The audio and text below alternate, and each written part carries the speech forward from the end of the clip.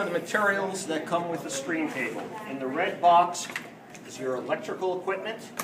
In the black box is a pump and an extra pump, the standpipe, and the dissipator. In this box is various equipment, and in here is probably what I guess we would call the toys, things like riprap, riparian buffer, trains and cars, and so forth. Over here is the big 27-gallon reservoir. We're going to fill it up with water up to the black tape. Inside the reservoir, we had packed a hose in case you want to run the hose from a faucet to fill up the reservoir. This is the hose that goes from the pump to the top of the table. This is the filter that fits in here. And then we usually put a second filter on top, and then maybe even a third filter so that it's easy to take the sediment out. These are for removing sediment or moving sediment. And then there are two plastic spatula type things which you can use to set up the sediment in the table. And we have an extension cord. Yeah, I just put it out of the way. These are the stands that the table goes on. You notice that one is higher than the other, and there's an arrow which points the direction that the water is going to flow. So this will be where the water comes into the table, and this is where the water is going to come out of the table. And you'll notice also there's a higher opening here, and that's for the reservoir to go. This is the table, and Roy and I are going to pick up the table, but if I can just show you the back of it first, you'll notice that there's some extra braces, 3 of them. 2 of them are going to go onto the sawhorses.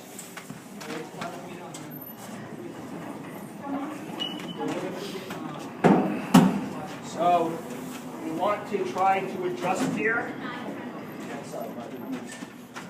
And this one looks pretty good. And this is pretty good. There we go. There we go. And so we have the table up.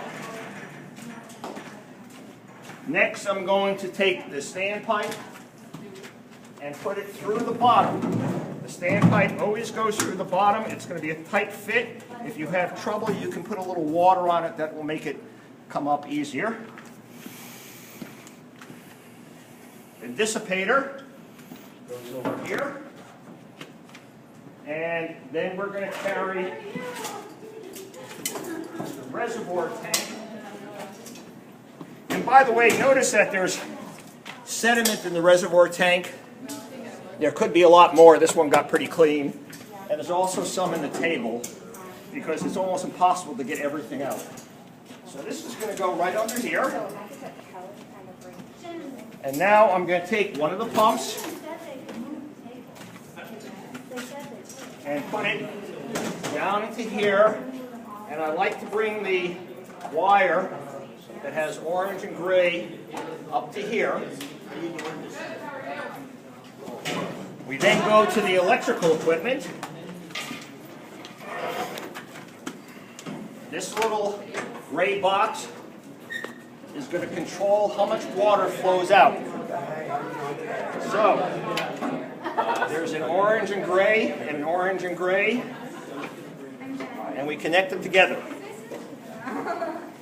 This black box is the motor and the power. And please make sure this comes out, so make sure it's in well, because if it's not, then you're not going to get your electricity flow. And this connects right here, more Velcro. So bring this up, and again, black and red goes to black and red. It goes into this yellow box, which will plug into our electricity. As soon as it's plugged into electricity, the orange light comes on, which means the power is going. You press the black button, it turns off the power. Probably the wire, even if you turn this off, the power is still flowing unless you hit the black button or unless you pull out the electrical cord. And we usually suggest that you pull the cord out of the wall, the extension cord. So there we go on that. And now we're ready to put in our sediment.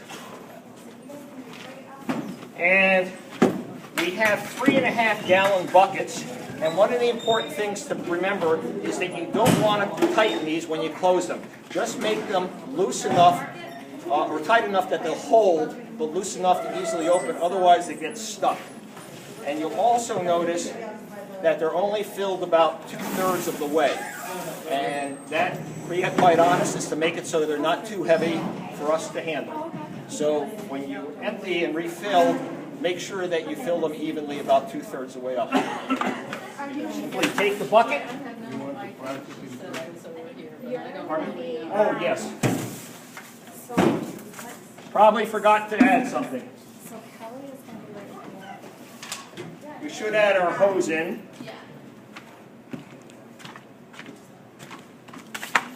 And I take the hose and put it through here, and then in, and I connect this in. And then the hose comes up and comes around and will connect into here. Okay, so we're going to have a group. You'll notice that we put a little addition in the hose so that if we want to, we can turn off the main water and turn on an auxiliary one. We'll talk about why we would do that later. Now sometimes this Velcro doesn't hold, and if it doesn't, we will come over and get a clip, and you can clip it on like this, and like this, and with our dissipator underneath, and that will hold it in place. The screen table is designed for this hose to stick up in here. Because we put on this addition, it doesn't always stay, but we won't have to worry about that. And so here we are. Now we can start filling in. We're not going to do that because the schools don't use that. We'll put those in later. Okay. All right.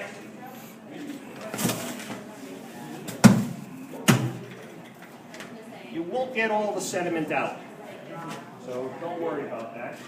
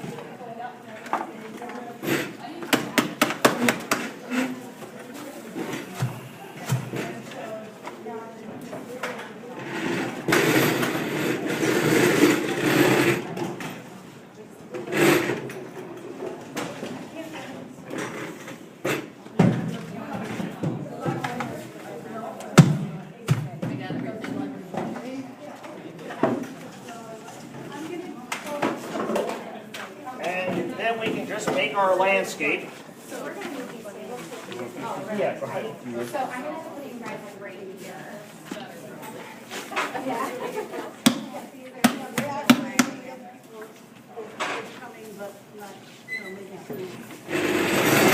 From this way. All right, see you tomorrow. Okay. And to start off, I'll make a little channel. And we are, for the most part, set up. We're going to turn off the camera and we'll fill the water, and then we'll come back and do. Because we weren't able to get the stream table close to a large water faucet that we could connect the hose to, we're going to fill the stream table with the buckets. And we're going to simply fill them in and pour it in through the strainer. And the reason for putting it through the strainer is that we don't want any sediment that was left in the bucket to go all the way into the filament. You'll notice, by the way, these are all red buckets, and everything connected with this table, including the red tape, this is our red table. Since we have two tables, we have a red table and a blue table. The red table was donated by the Vermont Community Foundation, and the blue table by High Meadows Foundation. In addition to these red buckets, there is one blue bucket with red tape that we keep empty, and we're going to put some clear water in here just so we can rinse off our hands during the whole process, or you can have it for your students to rinse off their hands. Okay, that's it. And we stop it. Yep.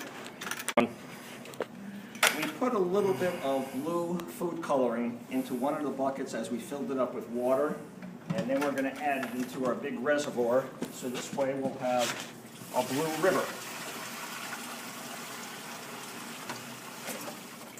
And perhaps one more bucket will do it.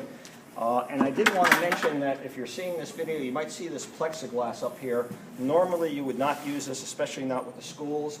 We're at the Springfield Apple Festival, and we're going to have a large public attendance, and this has helped keep people's hands out. If you're working with your students, chances are you're going to want their hands in there a good amount of the time. And cut.